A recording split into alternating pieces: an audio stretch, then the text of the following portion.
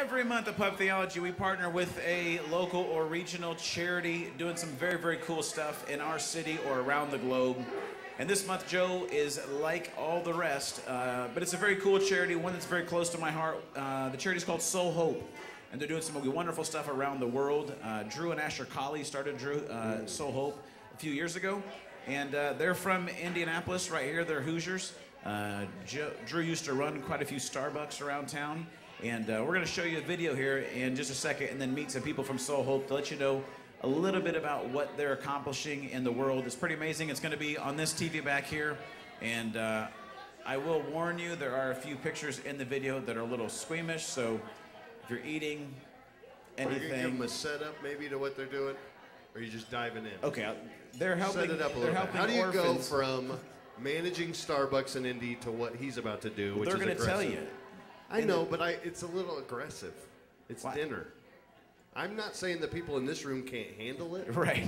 I'm just saying they can't handle it. Maybe you should give them just a little teaser. Okay, so they were in Starbucks. No, living their life here. They saw a video online about the situation in Africa where kids that don't have shoes, actually somewhere around 300,000 kids around the world don't have shoes every day, which is kind of a crazy thought. And they can actually get a thing called, these parasites in their feet called chiggers, and they will actually... Jiggers. Not chiggers. Yes, you're right. Chiggers are in Kentucky, which is what I got last summer and couldn't walk. That's true. I was just walking across the parking lot, that and is the next funny, day I but almost died. That's true. I did get chiggers before, caught right in my pant leg here, and I went to cut my feet off. Yes. But these are not chiggers, they're jiggers. And they're in Africa. Anyway, they embed themselves in the kids' feet. They can't get them out of their feet without somebody digging them out with a needle. It's really nasty, and it can actually cause paralysis and disease. And so the simple way that you save kids from this is put a pair of shoes on their feet. And so they found a very simple way to do that, and they're actually found a way to do that and where they're employing widows in Africa to make the shoes. And we're going to be a part of that at the end of the month at the Noblesville Wolfies. We're going to be up there. We're going to have a big shoe cutting party.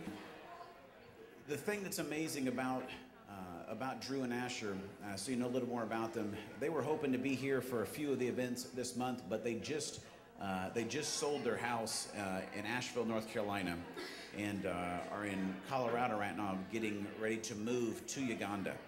And here's the thing, if you see them and you think, oh, well, they're young and you can just pick up and move when you're young if you want to Uganda, you missed part of the story because they have 2 little kids, and right now Asher is 9 months pregnant, and she's about to have their 3rd child.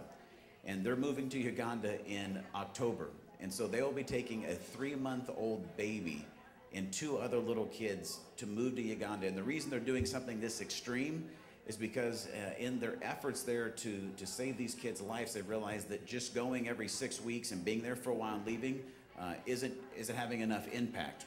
And so the love that they have for these kids, for these families, and for this area, they're actually driven now. They said they're going to get there, move into this village, and their goal in their life is to eradicate jiggers from a geographic area in that continent.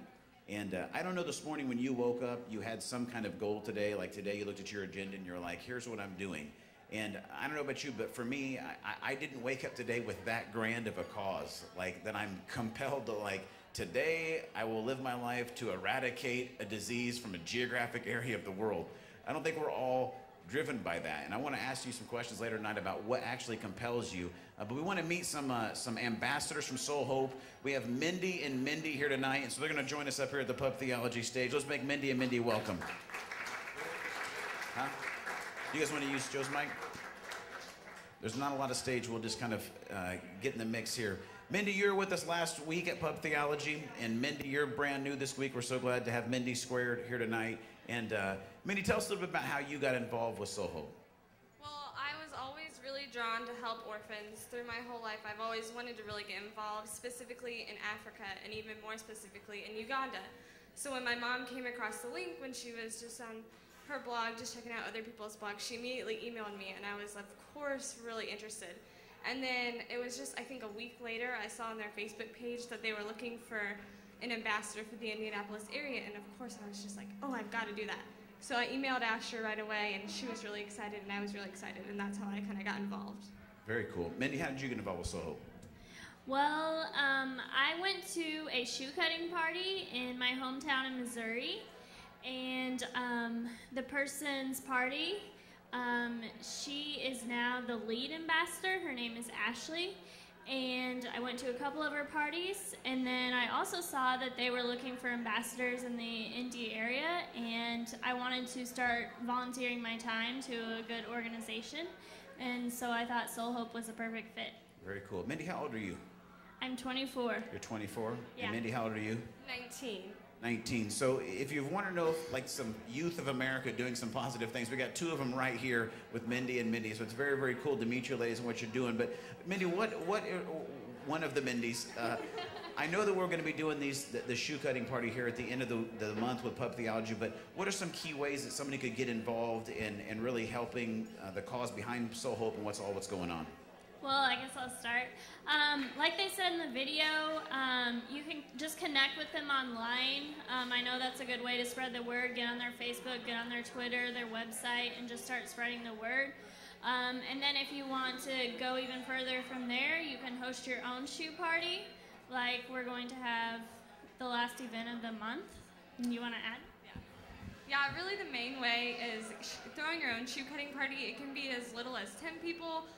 Even 5 people. It just can be in your family, or you can have it up to 100 people at like your local Panera or anything like that. You choose the number of people you invite. It can be something you put in your paper, or you can just have a couple of friends over and just go at it all night. It's just something that's really fun, and you get involved, and it's really hands-on. It's really rewarding at the end too. It's very, very, very cool.